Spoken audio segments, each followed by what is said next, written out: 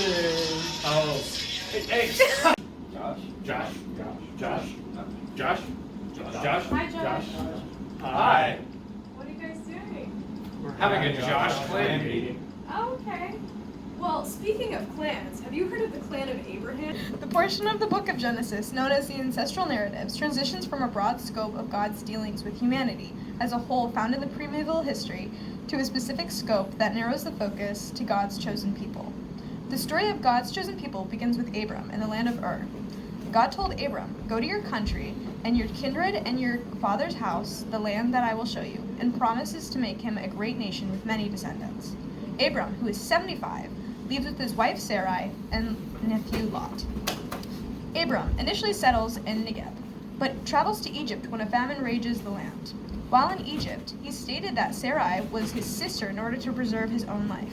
He believed that the Pharaoh would kill him and take his wife. The Pharaoh takes Sarai as his wife and gives Abram gifts, but then he is afflicted by God's plagues and finds out that Sarai is Abram's wife. He then sends them away. Abram, Sarai, and Lot go back to the Negev, but after a conflict arises between Abram's and Lot's herdsmen, Abram and Lot separate. Abram goes to Canaan, while Lot goes to Sodom. Abram rescues Lot after Lot is captured in a war between the city-states of the area. As Abram is returning from the war, he meets Melchizedek, king of Salem, priest of God, who blesses him. God then reiterates his promises with Abraham, reassuring him that he will make a great nation of him, with many descendants. Abraham questions God, since he and his wife are far past childbearing age. But God reassures Abram of his promise by telling Abram to cut a variety of animals in half, then passes between them. Abram and Sarai take matters into their own hands. Sarai gives Abram her servant Hagar and has a son with her, who is named Ishmael. Sarai becomes angry with Hagar, and she flees. Abram is 86 at this point.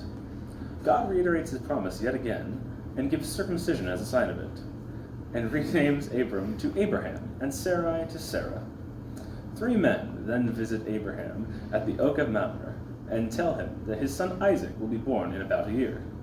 God vows to destroy Sodom and Gomorrah, but Abraham intercedes, asking, "What if there are 50 righteous men in the city? Or 40, 20, maybe even 10? Abraham then goes to Gerar in Negeb, where he meets Abimelech, and tells the same lie about his wife that he told Pharaoh in Egypt. God reveals the truth to Abimelech in a dream, and he sends them away. Then Isaac is born. Abraham is told to sacrifice Isaac and obeys, but is stopped by God while he is about to kill his son.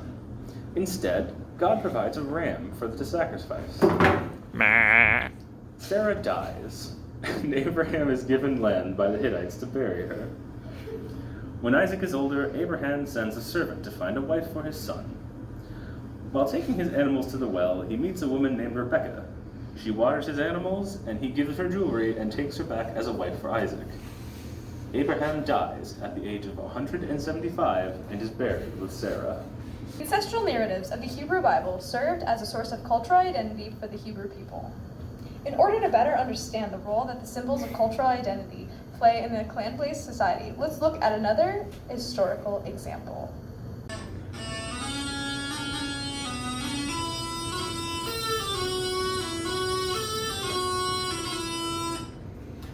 Ever since pre-classical times, Celtic peoples found throughout Europe have had a very family-based structure in their society. The word clan derives from the ancient Gaelic word, which means family or children. Since pre-classical times and up until the early modern era, Scotland was organised largely on a clan basis, with clan chieftains and subordinate landowners and tacksmen controlling the flow of income and the overall structure of society. This is very similar to what we observe in the ancient Near Eastern cultures. Much like the Scots relied on clan emblems and tartans and pipe tunes to remain autonomous and to promote a clan hegemony in society, ancient Near Eastern peoples used their origin stories as an identity, a source of description of their being set apart from the rest of the world. And as such, they were able to promote a cultural identity that centered around the idea of a clan. Conclusion. The ancestral narratives portion of the book of Genesis constitutes a transition from the broader scope of history found in the primeval history, where God's dealings as a whole with mankind are focused on, to a more specific set of interactions with his chosen people, which begins with the story of Abraham. This story serves as a foundation for Hebrew society by describing its origins and also providing a basis of culture and a source of cultural identity.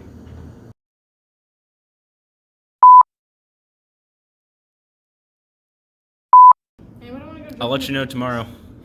Anyone want to jump in the breaches with me? I mean, sure. And now for the mandatory scene in the breeches.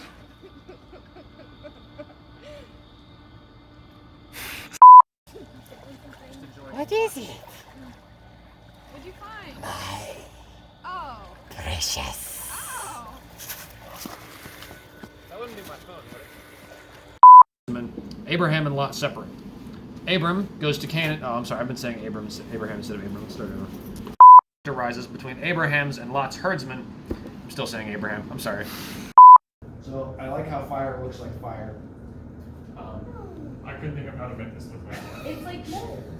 It's decay. Like, is that chromatin? Like, is that like the S phase of DNA replication?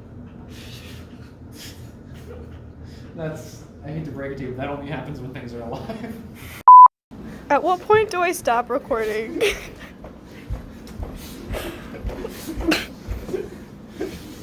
Oh, that's not what we want to happen. We want to have happen. Josh. Aleesa. Abram initially. Negative. That's why we talk down. As he travels to We already filmed the fight scene. I'm sorry. Oh, is this Josh? I think it's not messed up. We just have I'm ready for the fight scene. We might have another one. We could just have more. Couldn't have told you earlier. Negative. Negative.